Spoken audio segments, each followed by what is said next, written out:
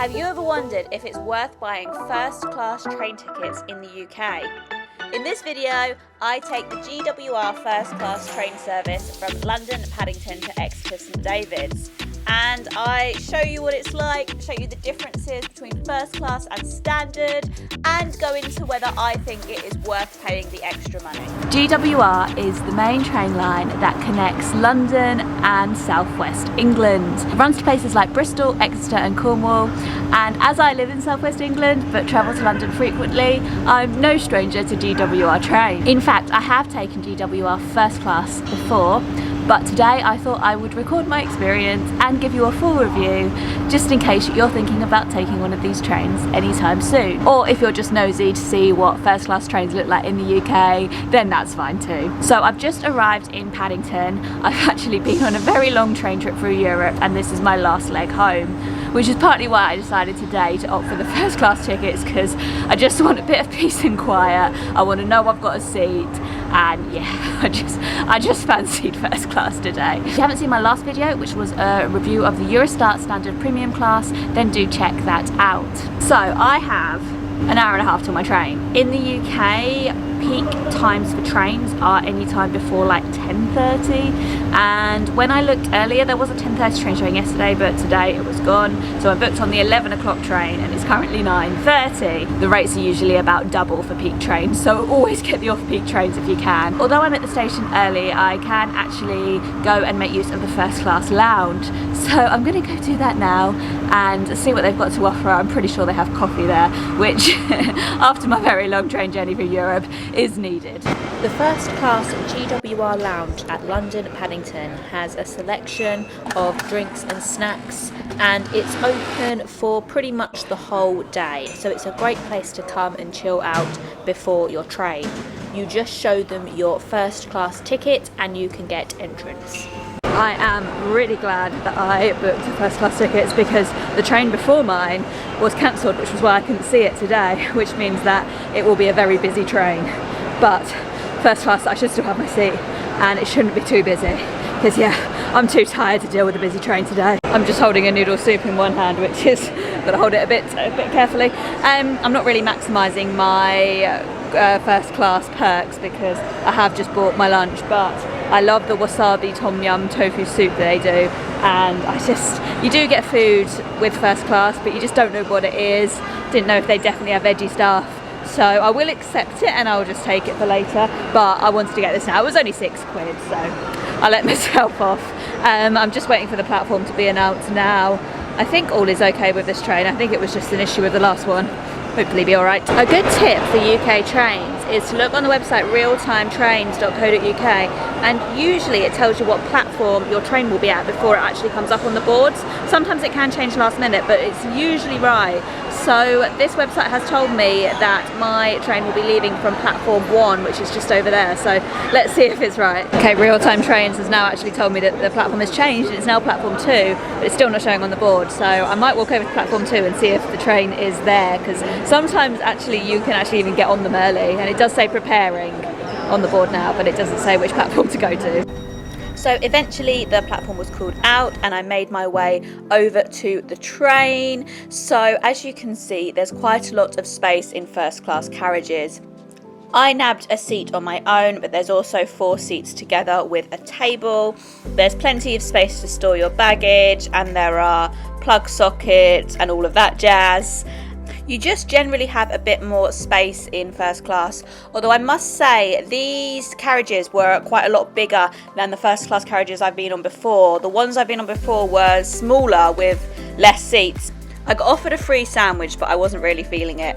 But snacks are free too, so I got some sea salt lentil chips and another coffee because I was very tired at this point.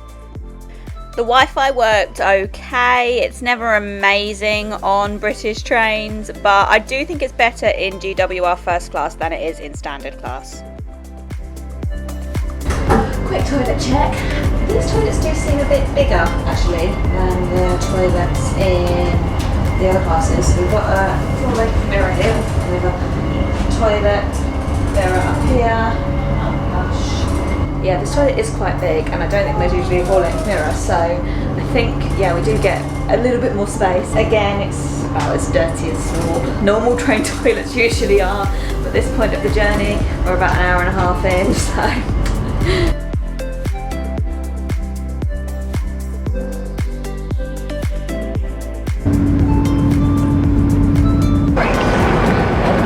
Alright, I am just waiting at Exeter St David station for my connection. Now, the next train doesn't have first class, so I won't continue my review.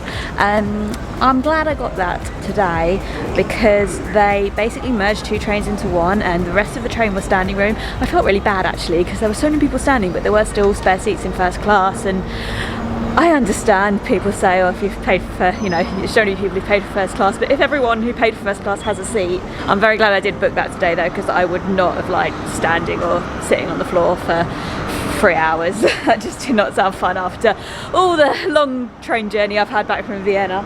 I am also glad that I bought a wasabi, the Thai red curry, or the tom yam soup that I like, because they did offer some sandwiches on the train, but the sandwiches were they were a bit, yeah, they were like packaged sandwiches. They only had chicken, egg and cheese, and the only thing I eat out of those is cheese, but I don't tend to eat cheese sandwiches. So I made a good choice in that regard as well. So yeah, no, it was a good journey. It was nice that I had one of the individual seats. That wasn't actually my reserved seat, but it was free, like it was not booked, so I sat in that. And that was nice. It's nice to kind of have my own little pod. Got some work done. The Wi-Fi wasn't great, but it never normally is when you're going through Somerset and Devon. We're a bit rural over here. So yeah, generally that was pretty good. What time is it? I've still got a few more minutes before my next connection. Need to make sure I don't miss that one. I just wanted to finish this video with a couple of tips for travelling by train in the UK, which are tips that I always give. One of them is, if you don't have one and you're applicable, get a rail card. You save 30% off every single journey you make. So it's well worth doing. You can't get one if you're aged between 31 and 60. If you're any other age, you can get one because of your age, either a young person's one or a older age one, I think they're called. You can also get like network rail cards. I could get a Devon and Cornwall rail card even if I was older. Like in 2 years I'm gonna have to get that one because I won't be able to get 26 to 30 anymore. No, 1 year. I'm 30 now. And you can get other ones as well. You can get veterans rail cards, disabled rail cards, quite a range of other rail cards. No, that's not my train. Yes, there's like loads and loads of rail cards that you can get, so definitely see if you're applicable for any of those. And my other tip is to actually book UK trains with Trainline.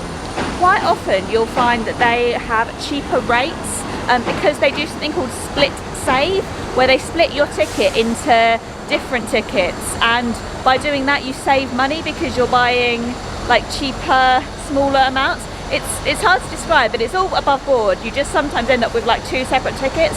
So for example, on a recent trip to London, from London to Leeds, I ended up with a ticket from London to Stevenage and then a ticket from Stevenage to Leeds. But I was in the same seat and the tickets were for the same train. I just had to make sure I showed the right ticket for that part of the journey. Right, I am getting a bit worried about missing my train now, so I'm gonna go stand on the platform. But thank you so much for watching this video. I hope it's been helpful. I hope if you've thought about doing GWR first class, it's helped to show you a little bit more about what it's like. I did also write a blog post when I did GWR first class before, so I'll put that in the description. I will also put links to Railcard and Trainline in the description, so if you want to check those out, you can do so by going down there. If you were just nosy and wanted to see what first class trains look like in England, I hope it's been interesting. And yeah, thank you so much for watching, and this is the end of this trip, so I'm not sure what my next video is going to be, but it will be something exciting, I'm sure, so stay tuned for that. Thank you, see you next time, bye!